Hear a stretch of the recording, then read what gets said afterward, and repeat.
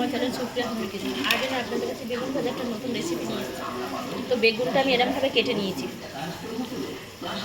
এবার এর মধ্যে সামান্য নুন দেবো, নুন দিলাম, হলুদ দেবো আর গন্ধরাজ লেবুর রস দেবো কিছুটা। এবার এটাকে ভালো করে মাখিয়ে নেব।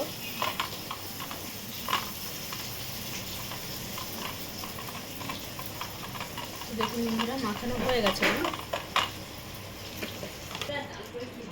এবার আমি এর মধ্যে বেসন দিয়ে দেবো।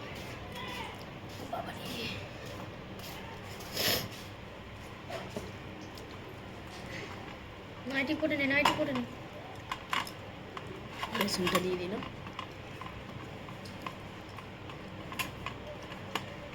এবার কড়াইয়ে তেল বসিয়ে দিয়েছি বন্ধুরা, বস করে এখানে নিয়ে যাও কড়াইয়ের কাছে। কড়াইয়ে তেল গরম হয়ে গেছে। এবার আমি একটা করে ভেজে নেব।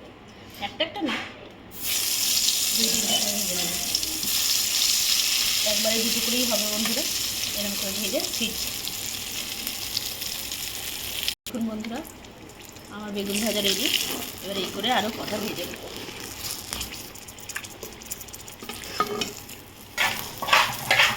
তো বন্ধুরা দেখুন, এভাবে ফুলে উঠবে।